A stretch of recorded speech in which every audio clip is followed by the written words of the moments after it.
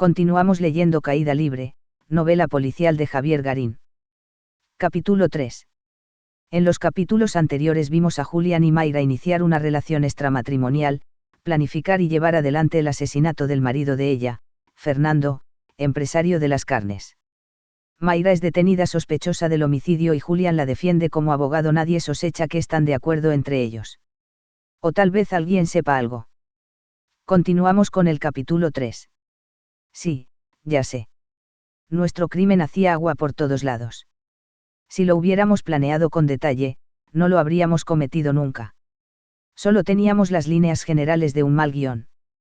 Pero venía en nuestra ayuda el gran auxiliar de los asesinos, la incompetencia galopante de los investigadores criollos. Volvamos por un momento al caso Amadeo, nuestro modelo inspirador. Entre nosotros, debo decirte que siempre pensé que mi mentor, el doctor Domínguez, había hecho algo más que asesorar a su prima. Hoy puedo confesarlo ya que falleció hace 12 años por causas naturales. Nunca me pareció lógico que Nora recibiera instrucciones ex post facto para armar su estrategia. Aun cuando Domínguez era una luz para improvisar soluciones rápidas, siempre pensé que las instrucciones eran demasiado precisas y elaboradas. Nora debió tener el libreto desde antes. Hay otras circunstancias sospechosas. Era precisamente el doctor Domínguez quien solía decir incluso cuando daba clases en la facultad que los criminales siempre son ayudados por la torpeza de los investigadores, que pisotean la escena del crimen, arrojan puchos sobre el cadáver, sacan fotos después de que todo fue removido, llenan de pelos y huellas los objetos de interés, creen que los protocolos de preservación de rastros son extravagancias del cine, etc.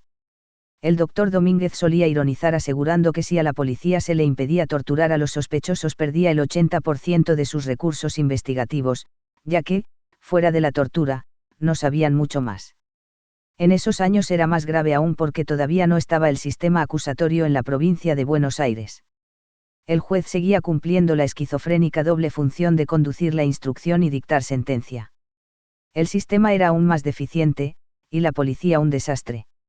La abogacía penal muchos la ejercían, no estudiando leyes, jurisprudencia y doctrina, sino chamullando a los tres personajes relevantes de la causa, el oficial policial a cargo, el comisario y el juez. Las causas se arreglaban con plata o con relaciones. El alegato al oído: Nora es mi prima, es inocente, es excelente persona, etc. Valía más que cualquier memorial sólidamente fundamentado. El doctor Domínguez era especialista en esto. Cultivaba la amistad de comisarios y jueces. Al juez de la causa lo solía invitar también a sus comidas, yo lo he visto, aunque tenía cuidado de no hacerlo cuando Nora estaba invitada. De modo que Domínguez pudo haber contado con todos estos elementos para ayudar a su clienta. Pero además el modus operandi me resulta llamativo. Domínguez siempre usaba los mismos ejemplos para ilustrar su astucia leguleya. Decía con cinismo que si uno quiere matar a alguien y salir bien parado nunca debe encargarlo a terceros. La gente suele pensar equivocadamente que es muy seguro contar con una coartada, estar en otro lado cuando el asesino por encargo procede. Sin embargo, la enorme mayoría de los crímenes por encargo, salvo que los cometa un verdadero profesional, se descubren, y entonces terminas en cana con una perspectiva de prisión o reclusión perpetua. Lo más seguro, decía Domínguez, es cometer el crimen uno mismo. Es más, sostenía que la autoría del hecho no debe nunca ocultarse. Por el contrario, debe quedar en claro que fue uno quien lo cometió. Y preparar una estrategia para demostrar alguna causal de justificación, inculpabilidad o inimputabilidad. ¿Comprendés el punto? Este pensamiento es el que aparece aplicado al caso de Nora. Por eso no puedo creer que Domínguez no lo hubiera planificado con ella. En efecto, ¿cómo se explica que Nora procediera a citar al marido como hizo, con el designio de matarlo en una trampa, si no tenía todo armado desde antes? Es lógico que saltara al vacío confiando en que una llamada a su primo la sacaría del brete. Vamos más lejos. Mucho tiempo después supe que, además de las aflicciones conyugales de Nora, Domínguez tenía sus propios motivos para querer vengarse de Amadeo. Pero esto no interesa aquí. Es un apoyo más de mi hipótesis. Sea como fuere, esto que ahora te estoy comentando ya Mayra lo sabía. Cuando se lo expliqué lo interpretó como mi compromiso de participación activa. Esos días posteriores al crimen fueron también, debo decirlo, los momentos más excitantes de mi vida. Mucho más, incluso, que el crimen mismo. Hacía tanta agua nuestra conducta que era casi imposible, a mi criterio, que no nos descubrieran. Elementalmente tenía que aparecer alguna huella, rastro, cabello o resto mío. En tal caso, ¿qué diría? Tal vez el hermano de Fernando o algún amigo sabían que él no había ido allí de casualidad, sino citado por Mayra. Al revisar la escena, tenía que aparecer alguna señal discordante en la posición del cuerpo, en la ubicación de los vidrios rotos, en las huellas sobre el pasto. Alguien tenía que haber oído el disparo a pesar de la lluvia. Alguien debió verme salir de la casa antes de que sonara la alarma. Era inevitable que Mayra confesara si le empezaban a hacer ver sus contradicciones. Las apuestas estaban en mi contra abrumadoramente. ¿Tenía miedo? No. Estaba excitado. Enormemente interesado en ver cómo se desenvolverían las cosas y por dónde vendría la mano que me apretara el cogote. Además, había otro cabo suelto más que evidente. Mi exmujer sabía que una tal Mayra y yo estábamos relacionados desde antes. Alguien, supuestamente un tal Fernando, la había puesto sobre aviso. Yo pensaba que no iba a ir a la policía, entre otras cosas porque tenía que enterarse del crimen, y La Plata es un mundo aparte. Los diarios de La Plata no se leen en Adrogué. Los crímenes de La Plata no se informan nacionalmente más que cuando son muy impactantes. Aun enterándose, no iba a ir corriendo a batir una simple sospecha contra su ex. Pero tal vez se lo había comentado a su mejor amiga. Ya sabéis cómo es esto. O tal vez era la policía la que terminaba llegando a ella. Esto me preocupaba menos, porque, si sucedía, era que ya habían descubierto la relación y ya estaba en la mira, ella solo la hubiera confirmado. Pero volvamos al hecho. Suponiendo que todo se descubriera, ¿hasta qué punto estaba complicado en realidad? Yo no había disparado, ni había tocado el arma. Las huellas y restos de pólvora solo podían incriminar a Mayra. Mi presencia en el lugar. En el peor de los casos, siempre podía admitir que era su amante y que nos había sorprendido un marido celoso y golpeador. Mayra podía decir que no tuvo más remedio que dispararle para protegerse y que yo solo la había ayudado a encubrir. Sí, ya sé. Estábamos en el horno. Nos habrían cocinado, por más vueltas que le diera. Me distraía inventando alegatos y triquiñuelas que ningún juez se tragaría. Mi única chance era que sucediera lo que sucede tantas veces, que investigaran todo mal. Así, un abogado acostumbrado a urdir ingeniosas tretas estaba, en su propio caso, supeditado a la proverbial inoperancia de los investigadores. Por eso te digo que me tiré en caída libre, y sin saber si el paracaídas funcionaba. El que me vino a contratar, tiempo después, como te habrás imaginado, fue Juan, el padrastro. Pude observarlo bien, y me di cuenta de que él también me escrutaba. Bajo la cabellera rala y blanca había un rostro cobrizo y delgado, con muchas arrugas expresivas, como corresponde a las personas que gesticulan en exceso. El rostro de un cuentero. Sus ojos eran astutos, penetrantes. Su boca de labios gruesos daba idea de perversión sexual, pero creo que eso pude imaginarlo, porque, obviamente, yo pensaba que había vendido a su hijastra y no le tenía la menor simpatía. Me dijo que le habían recomendado mi nombre en la comisaría y que su hija estaba en problemas por haber matado al marido en forma accidental.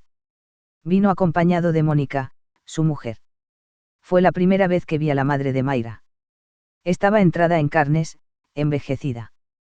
Caminaba, hablaba y pensaba con dificultad. Tenía peinado de peluquería y unos anteojos oscuros que usaba también en el interior por una supuesta fotofobia. Parecía más un ente que una persona. Se desvivía por fumar. Al fin le dije que podía encender un cigarrillo, y se puso a chuparlo frenética. Supe más tarde que vivía empastillada. Hay que tomar muchas pastillas si uno quiere no ver la realidad que salta a sus ojos. Vagamente intentó hablar a favor de su hija, pero el marido la cortó, autoritario, denigratorio. Mónica, por favor. Déjame hablar a mí y fuma tu cigarrillo. Se notaba que era él quien la había convertido en ente.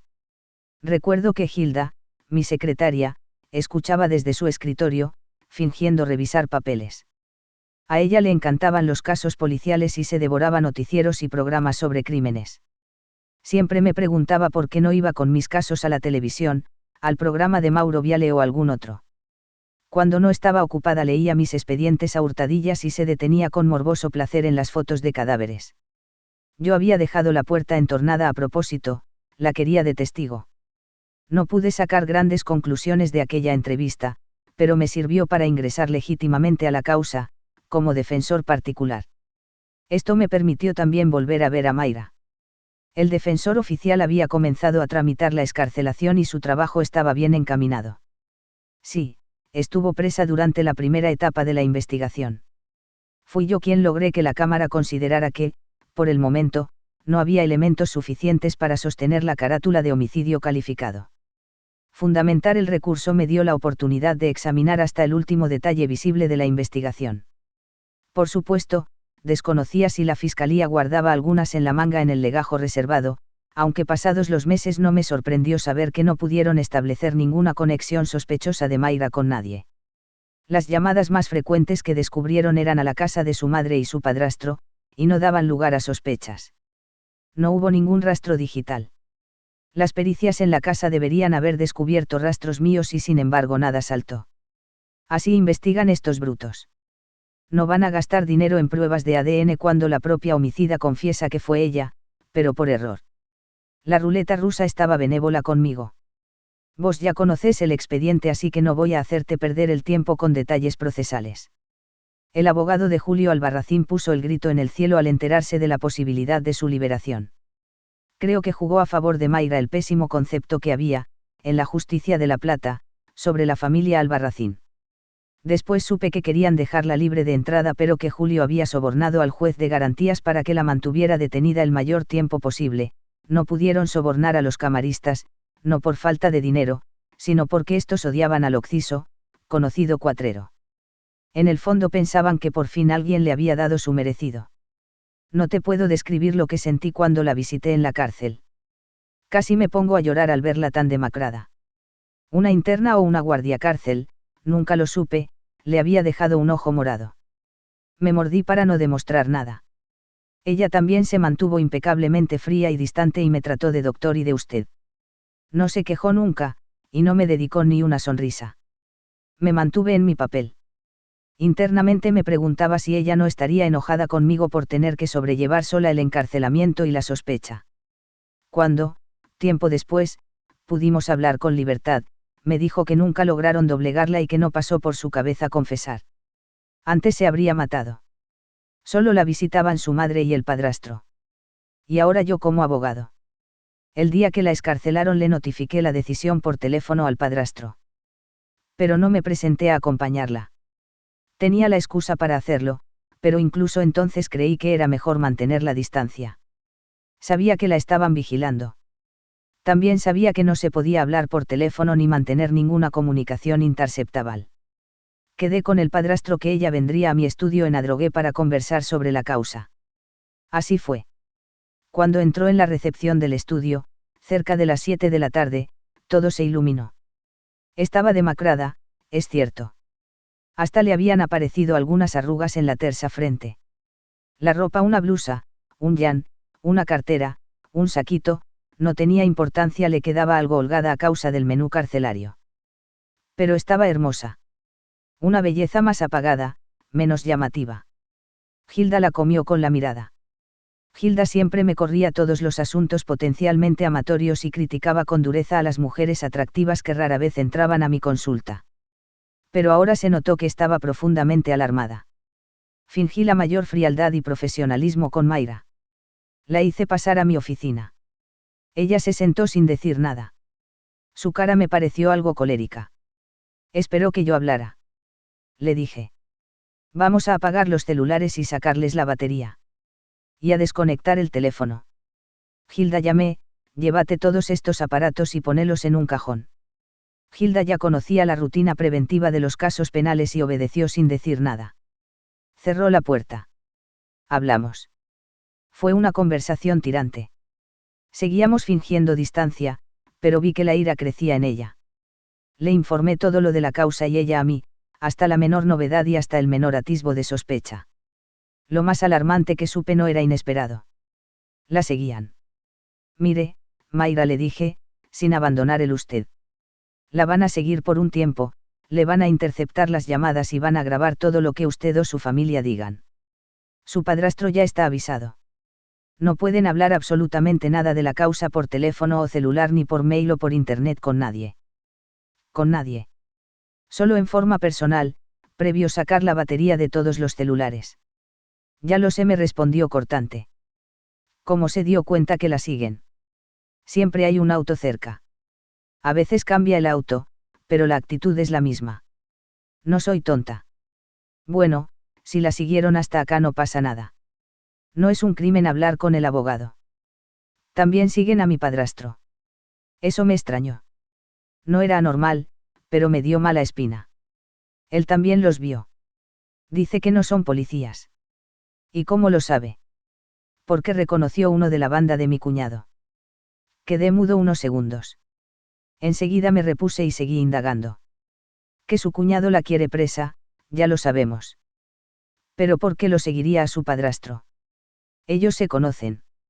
Juan trabajó con ellos hasta el año pasado. ¿Pero por qué sospecharían de él? No se respondió Mayra, después de unos segundos de duda. Tal vez Juan tenía sus propios motivos para querer sacarse de encima a Fernando. Puede ser que crean que estaba de acuerdo conmigo. ¿Qué motivos son esos? Pregunté sintiendo una puñalada en alguna parte del pecho. Mayra se impacientó. No lo sé y no me interesa. Ya sabemos que él no tuvo nada que ver, no. Su tono me pareció amenazante. Como abogado necesito saberlo todo, dije.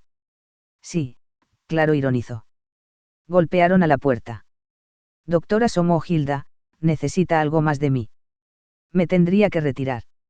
Le dejó los celulares y el teléfono en el archivero. Se fue, no sin echar una mirada suspicaz y hostil a Mayra.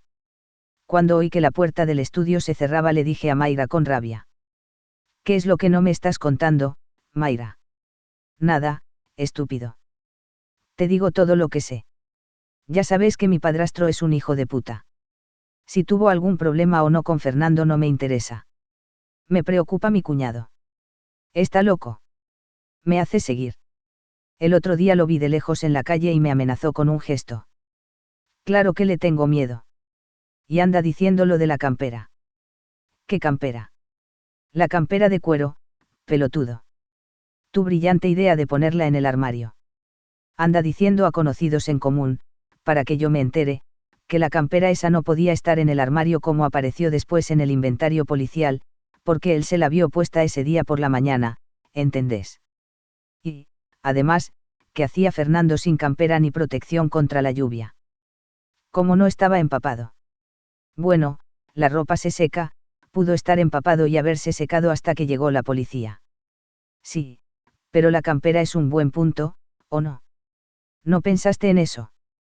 ¿Para qué mierda servís? Todo lo tuve que hacer yo, todo, apreté el gatillo, me morfé la cana, todo. Y vos acá tranquilo en esta oficina de porquería. Y ni siquiera se te cae una idea decente, como para prever algo así, estúpido. Quise pararla porque no sabía si me estaba grabando, si era alguna trampa.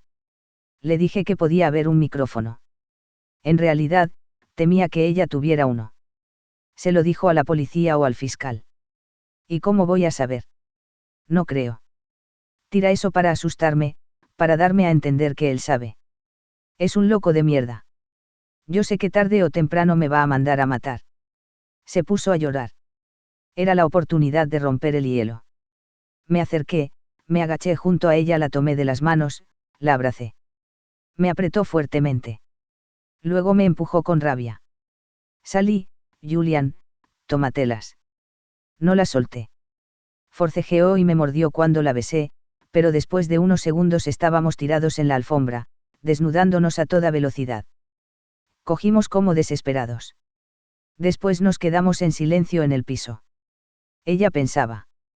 Su expresión seguía siendo dura, hostil. Se irguió y cruzó una pierna sobre mi vientre. Me apoyó la concha en la pija y se quedó sentada sobre mí, mirándome con rabia. Después me dio un trompazo en plena cara.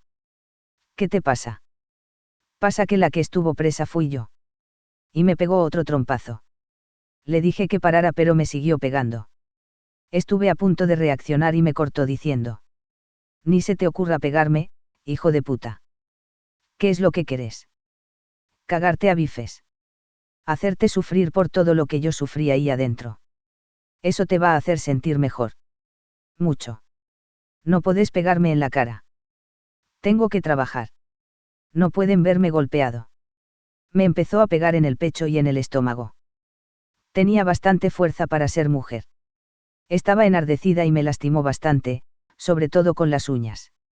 Se mojó de excitación encima mío. Eso hizo que se me empezara a parar.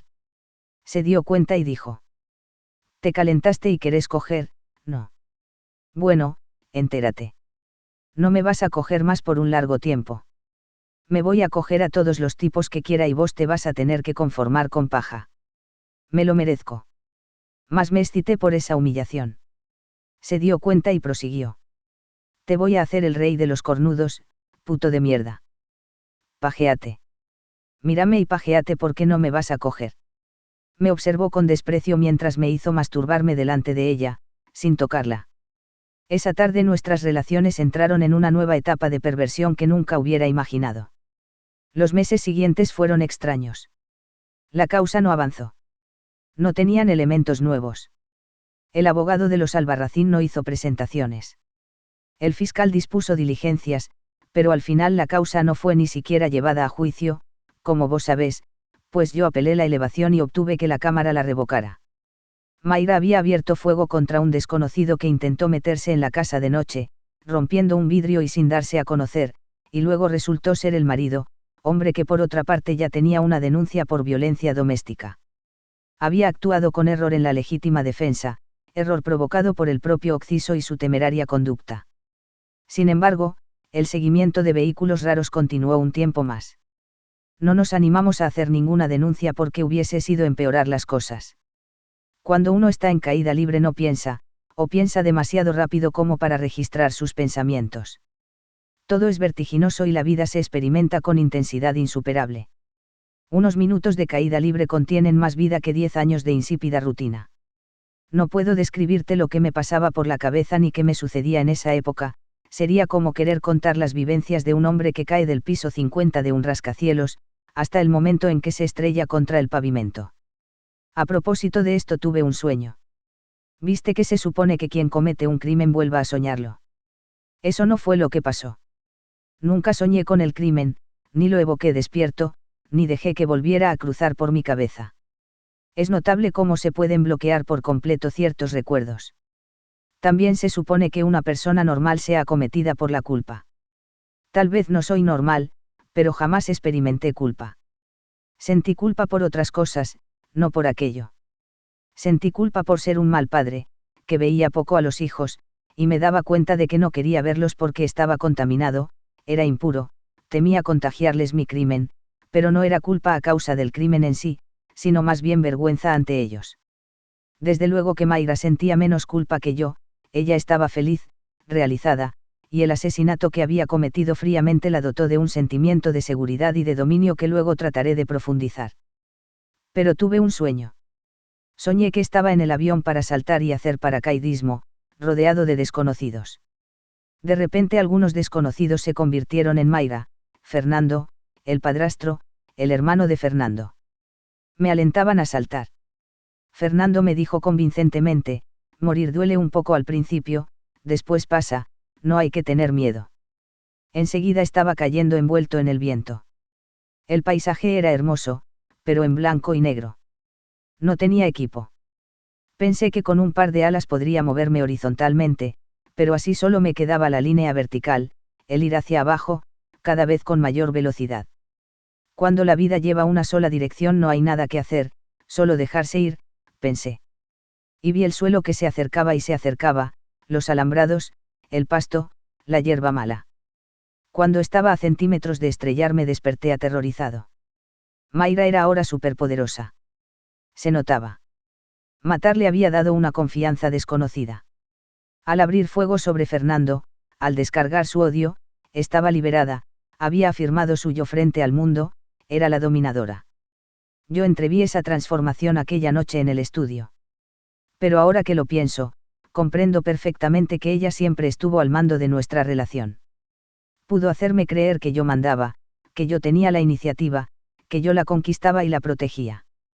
Pero hoy es claro que siempre fue ella quien tuvo la manija, antes de manera disimulada, ahora desembozadamente. Y lo peor de todo es que me gustaba aquello. Hay un goce extraño, una morbosa voluptuosidad, en ceder el control, en renunciar al propio destino y entregarlo en manos de nuestro objeto de devoción. Mayra era un ídolo cruel, y yo la adoraba, y aceptaba ser su siervo, me regocijaba con mi servidumbre. Dejarme esclavizar era una forma de expresar mi devoción religiosa hacia el ídolo. Siempre fue ella quien tomó las decisiones, ella dispuso el cómo y el cuándo, ella apretó el gatillo. Y yo, hombre en caída libre, me dejé llevar. No descargo responsabilidades, que se entienda bien. Solo digo que había desistido voluntariamente del libre albedrío hacía tiempo. Era Mayra la depositaria de mi voluntad. Yo acepté ser destituido de mi condición de hombre, de individuo libre y soberano. Ella se apoderó de mí como de una propiedad indisputable. Me había hecho suyo a través del crimen, había reafirmado su autoridad con la excusa de castigarme por no haber sido yo quien fue preso, y ahora se inclinaba sobre mí en la cama y me murmuraba con malicia, mientras me hacía masturbarme para ella: vos ya no sos hombre. Siempre quise tener un eunuco. Vos sos mi eunuco. Un día te voy a castrar de veras. Y un día me voy a cansar de vos y te voy a matar, como a Fernando. ¿Te dejarías matar por mí? Claro. Bueno, un día lo voy a hacer. Y yo me hubiera dejado matar, porque estaba en caída libre, y en caída libre solo se puede ir en una sola dirección, hacia el suelo. A la vez que la inocencia legal se consolidaba en la causa, teníamos que ir blanqueando nuestra relación. No era la primera vez que un abogado y su clienta formaban pareja. Pero ello debía ser administrado prudentemente para evitar sospechas de un conocimiento previo al homicidio. Empezamos a salir como cortejantes, como novios. Empecé a presentarla a algunos conocidos. Gilda no pudo disimular su enojo cuando supo que me había enredado con esa mujer que mató al marido. Gilda nunca sospechó nada. Después de un tiempo nos fuimos a vivir juntos a Adrogué. Era muy necesario sacarla de La Plata, alejarla de los Albarracín. Sabíamos que igual nos vigilaban. Me compré un arma y la llevaba siempre conmigo. También dejé un arma en el departamento, por si Mayra se veía en aprietos. Con el tiempo adoptamos nuestras propias rutinas. Como en la caída libre, hay instantes en que todo parece inmóvil, que no se percibe el vertiginoso abismo. Eso pasó en esa época. Caíamos sin saberlo. La aparente tranquilidad hizo a Mayra echar de menos la adrenalina. Ni ella ni yo nos drogamos nunca, ni siquiera bebíamos. La adrenalina era nuestra droga. Ella me convenció de empezar a salir. Fuimos a un boliche swinger que quedaba por Chacarita. Era un antro horrible y oscuro. Ella era una diosa allí, la gente me daba una impresión lamentable. No tardaron en aparecer babosos y propuestas. Yo estaba muy molesto e inquieto, pero ¿qué puede hacer un hombre en caída libre? La dejé irse a un cuartito con un repugnante viejo. Era lo que ella quería, no. Quería verme humillado y sometido por completo. Así nos hicimos frecuentadores de ese ambiente tenebroso y decadente, fuimos una más de esas parejas perdidas en la penumbra, perdidas en la lujuria, intercambiando favores sexuales con degradada satisfacción. Y ella era una diosa, la única diosa allí, una belleza insuperable, cada vez más madura y radiante. Florecía en el estiércol, como ciertas plantas, resplandecía entre el musgo y los troncos podridos del bosque, como algunos hongos curiosos de rara belleza. Y mi papel era adorarla. Acompañarla y adorarla. Cuando se ha cruzado un límite, cuando se ha matado con premeditación, ya no quedan muchas barreras que no puedan ser franqueadas. Este hombre corrompido y deleitado en su propia degradación no era peor que ese otro hombre que antes había sido sin revelar su verdadera naturaleza. Y Mayra, tampoco la condenes. Podrás pensar que es la mala de la película, pero ella era aquello en que la habían convertido desde chica. En algún lugar de ella había un rincón de pureza que no había sido mancillado, allí todavía habitaba la ternura, la compasión y el amor. Pero Mayra había tenido que ocultarlo muy profundamente. Ella no era culpable de ser lo que la hicieron ser. Y yo la amaba. Sí, también los murciélagos en la cueva se aman. Yo la amaba y ella a mí. De un modo raro, enfermo y anormal, pero nos amábamos. No tenés derecho a dudarlo. No recuerdo con cuántos hombres o parejas nos relacionamos entonces. A veces yo también me acostaba con las mujeres, para complacer a Mayra. Si ella era feliz, yo también. A veces, cuando estábamos a solas y me obligaba a masturbarme, ella murmuraba en mi oído: aprovecha a cogerte a esa puta, así yo me puedo coger tranquila al marido. Descarga con ella tus bolitas. Sos mi eunuco, y dentro de poco no vas a coger más a nadie, cuando te castre de verdad. Y se reía. Disfrutaba de humillarme y yo de complacerla. Entre todos esos encuentros fugaces, hubo solo uno que fue del todo satisfactorio para ella. Eran una parejita joven y bella. Marcial y Selene decían que se llamaban, decían porque en nuestro ambiente nadie da su nombre verdadero. Venían a Buenos Aires de paso. Tenían una explotación agropecuaria en el interior bonaerense. Cuando entramos en confianza nos dijeron que eran de Turnquist. Él era morocho y lindo, hermoso cuerpo, dientes blancos y perfectos. Ella era una diosa equiparable a Mayra, pero rubia. Su cabello era una cascada de oro partida al medio, su piel y su concha también eran doradas. Excelente en la cama.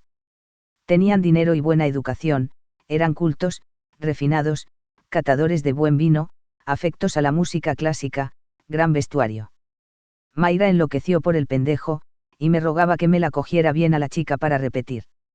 Tuvimos relaciones muy contadas y espaciadas veces, ya que viajaban poco a Capital, por negocios. Decían que siempre habían sido swingers pero que se movían en el ambiente de Bahía Blanca, un ambiente lleno de matrimonios milicos. Los milicos son muy afectos al intercambio de parejas, cosas de cuartel.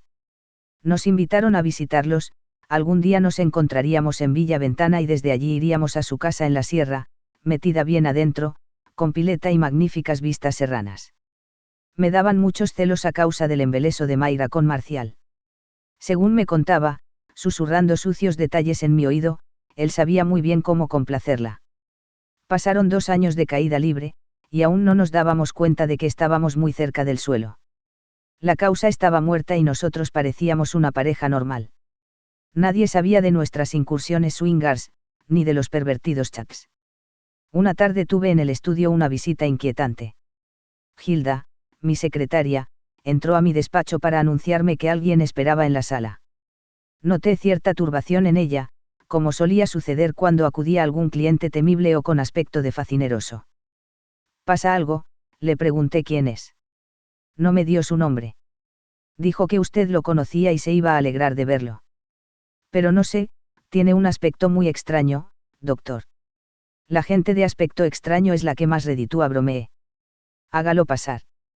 Cuando la puerta se abrió para dar paso al visitante tuve que hacer un esfuerzo enorme para disimular mi estupefacción y temor. Un hombre desmesuradamente obeso entró a duras penas. Su corpulencia casi ocupaba toda la abertura de la puerta. Resopló y me miró con expresión indescifrable. Buenas tardes, me dijo, respirando con dificultad. Soy Julio Albarracín. Usted conocía a mi hermano Fernando. Confieso que me arrepentí de haberlo dejado ingresar tan imprudentemente. Temí un ataque a mi persona, pero no permití que ello se manifestara. Lo invité a sentarse y le ofrecí un café, sin otra finalidad que llamar a mi secretaria, para que quedara en claro que, en caso de atentar en mi contra, había testigos. Pero no era necesario. No venía a tomar acciones directas. No era tan torpe. Yo no conocí personalmente a su hermano, le aclaré mientras mi secretaria salía a buscar 2 tazas de café. ¿Está seguro?, dijo el gordísimo Julio. Sí, estoy seguro. ¿De dónde lo iba a conocer? El gordo resopló una vez más y me contempló con sus ojitos astutos hundidos bajo la masa aluvional de su frente. Él me comentó que sospechaba que su mujer andaba con un abogado, dijo con lentitud. No quise dejarlo pasar, aun cuando me arriesgara a quedar en evidencia si el gordo efectivamente sabía algo de nuestra relación anterior.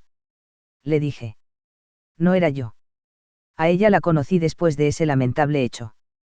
Puede ser, concedió el gordo. En todo caso, conocer tipos no es algo que a ella le cueste mucho. Una vez más me creí obligado a pararle el carro a pesar de lo intimidante de su presencia. Mire, entiendo que usted piense mal de su excuñada, pero no estoy dispuesto a escuchar insultos. Está bien, doctor, se apresuró a cortarme. No vine para eso. ¿Y se puede saber qué se le ofrece? Porque usted comprende que no es muy correcto ni cómodo que yo lo atienda. Me imagino, repuso. Debe ser muy incómodo hablar con el hermano del hombre que mató a su mujer. Entró la secretaria con el café y aproveché para pensar, mientras ella servía las tazas. ¿Cómo debía comportarme? Tenía que ser con naturalidad y sin temor. No podía adivinar cuál era el propósito de su visita, pero no debía ser nada bueno. Tal vez quería sonsacarme algo, hacerme pisar el palito. Para matarme no necesitaba venir a mi estudio. Había mil maneras de hacerlo sin comprometerse. Decidí dejarlo hablar, mostrar sus cartas. Ella ya fue investigada, lo sabe bien, señor Albarracín. Y yo no puedo hablar de esto sin cometer una falta de ética. Por supuesto, doctor, dijo. Ante la justicia, ella ya fue investigada, no cabe duda. Hay otra justicia, pero eso no es algo que deba tratar con usted. Lo miré con atención. ¿Es algún tipo de amenaza? El gordo soltó una fuerte carcajada. De ninguna manera. Me refiero a la justicia divina. No parece usted muy creyente, repuse. Las apariencias engañan. Yo creo en la justicia divina. Corrige las injusticias de los hombres. Pero no vine a hablar de eso. En realidad, vine a decirle que le transmita a Mayra que si quiere venda la casa. Respecto de los otros bienes, dígale que no va a conseguir nada. Mi hermano no tenía muchas cosas a nombre suyo. Los hijos se van a quedar con el resto. No hay problema en arreglar estas cosas amigablemente. Pero que se olvide de intentar cobrar algo más. Mi hermano no era tan boludo como para dejar algún cabo suelto, ¿me comprende? Sí, le dije. Si es eso, yo se lo transmitiré. No creo que sea nada novedoso, ya que Mayra, que yo sepa, no aspiraba a nada más. El gordo rió. Se secó la frente que chorreaba sudor. Eso sí que sería novedoso, dijo. O usted simula muy bien o es bastante ingenuo, doctor. A lo único que siempre aspiró Mayra fue a mi hermano en nuestra empresa. Mi hermano lo sabía bien, y por eso tomó sus recaudos legales, comprende. Perdí peligrosamente la paciencia y le respondí. Ya veo. Su hermano era bueno en tomar recaudos legales. Y también en pegarle a una mujer. El gordo me miró con cierta lástima. Mayra le dijo que mi hermano le pegaba. Estuve a punto de decirle que no solo me lo había dicho ella, sino que yo mismo había visto los golpes y la voladura de un diente. Pero recordé que supuestamente yo no la conocía en esa época. Hay denuncias de violencia familiar, me limité a observar. Doctor, con todo respeto, replicó, usted no sabe cómo son las cosas. Mi hermano la adoraba, nunca le hubiera tocado un pelo. Era ella la que lo golpeaba. Cuando se encamaban le gustaba lastimarlo y chuparle las heridas. Estaba un poco enfermita. Mi hermano al principio me contaba estas cosas como grandes proezas sexuales. Yo le decía que tuviera cuidado con una loca así. Ella quería incluso que él le pegara. Pero Fernando nunca lo hizo. La vez que lo denunció fue todo armado para excluirlo del hogar. Hoy sé de buena fuente que quien le pegó para montar la escena de la violencia conyugal fue el hijo de puta del padrastro. Se interrumpió para escrutarme maliciosamente y añadió con sorna, ¿qué pasa, doctor? Lo noto un poco pálido, un poco sorprendido. Tenga cuidado. No le vaya a pasar a usted como le pasó a mi hermano. Yo solo atiné a preguntar, ¿de dónde sacó eso? Está muy equivocado. Vamos, doctor. No se sorprenda tanto. Mayra es una caja de sorpresa. Ella lo enganchó al bouliudou de mi hermano cuando era apenas una pendejita, pero ya tenía más carrera que Lewis Amou. Le dijo mil mentiras y el bouliudou las creyó. Siempre con su cara de pobrecita. Es muy hábil y mentirosa. Le dijo a mi hermano que la rescatara, que la sacara de su casa, que el padrastro se la cogía. Dicho sea de paso, me enteré recientemente que Juancito, su suegro, doctor, le cagó 170 lucas a mi hermano antes de que lo maten. $, se entiende. Mi hermano andaba queriendo limpiarlo cuando se adelantaron y lo limpiaron a él. Me empezó a dar vueltas la cabeza. Yo sabía que debía haber evitado aquella charla. Ahora ya era tarde. El gordo notó mi confusión y dijo burlonamente. ¿Cómo, doctor? Me va a decir que ella nunca le contó la historia del padrastro abusador. A Fernando le decía que el hijo de puta la cogía desde los 12 años. Le imploraba que la sacara de sus garras. Con esas historias es como logró que el Bouliudou se encajetara con ella. La boludez le costó cara. Dejó a la familia y a los hijos, puso a esa puta a vivir como una reina y terminó asesinado por ella. Perdón, no quise ofenderlo al llamar puta a su yegua, doctor. Pero yo que usted me cuido cuando vuelvo tarde a casa. Un día puede ser que la huerfanita lo esté esperando con una 9 milímetros. Basta, le contesté tratando de recomponerme. Debí imaginar que usted venía con la idea de agredirme. No comprende que yo no tengo nada que ver con este asunto. Viene a ofenderme a mi propia oficina. Le tengo que pedir que se retire. Eso estoy haciendo, doctor, dijo Julio mientras se incorporaba pesadamente de la silla. No dejaba de observarme un momento. Se dirigió a la puerta del despacho, pero antes de salir, aún creyó conveniente agregar algo más: me voy más tranquilo de saber que usted no la conocía a ella antes de la muerte de mi hermano. De lo contrario, podría haber sospechado que usted tuvo algo que ver. Eso me lo dio a entender un comisario retirado, amigo mío. Dice que lo conoce a usted y que le ha llamado mucho la atención la muerte de mi hermano porque parece calcada de un caso que él tuvo hace muchos años cuando trabajaba en San Isidro. Debí hacer ingentes esfuerzos para no ponerme pálido. Supe lo que iba a decir antes de que las palabras salieran de su boca.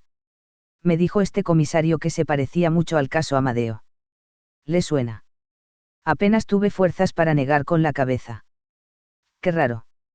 ¿Por qué me dijo que el caso lo llevó un tal doctor Domínguez? Usted no trabajó en San Isidro al comienzo de su carrera. No lo conoce al doctor Domínguez. El doctor Domínguez fue mi mentor. Hace unos años que falleció. Tenía muchos casos. Yo era un simple colaborador. No sé de qué me está hablando, respondí, sintiéndome traicionado por mí mismo en cada palabra. Sin embargo, el comisario que le digo cree recordar que usted lo estuvo acompañando en ese caso. No importa. A veces hay coincidencias muy extrañas. Buenas tardes, doctor. Y salió entre resuellos, dejándome sumido en un estado de pánico mortal, con el corazón galopando dentro del pecho y un vivo deseo de salir corriendo. Ni siquiera discutí esta visita con Mayra. No quería tener que revolver lo del padrastro. Era una espina que me quedó clavada bien adentro y me la guardé.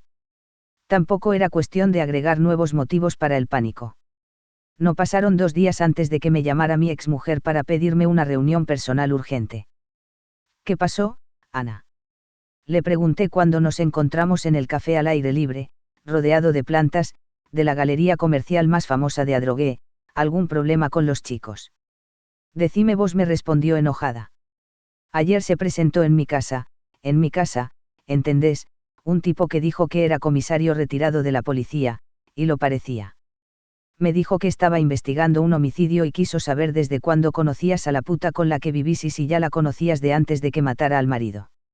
Una vez más debí hacer ingentes esfuerzos para no delatar mi alarma. ¿Y qué le dijiste? No le dije nada. ¿Qué le voy a decir? Pero decime, vos tuviste algo que ver en eso. Puse cara de sorprendido. Insistió. No me importa lo que haces o dejas de hacer, pero si llegan a tocar a uno de los chicos por culpa tuya te mando al frente, hijo de puta. Así que ya sabes. Arregla lo que tengas que arreglar o mátate, pero si hay algún peligro decímelo ya. No hay ningún peligro. Es normal que investiguen, murmuré. Se levantó sin tomar el café y se fue. La aparente inmovilidad de la caída libre había llegado a su fin y el suelo se nos acercaba a una velocidad vertiginosa. 2 semanas después me llamó Mayra llorando. Acababan de decirle que el padrastro había tenido un accidente en la ruta 2. El auto volcó y murió en el acto. No se sabía qué había pasado. Los peritos conjeturaron que se había quedado dormido al volante. Yo pensé otra cosa.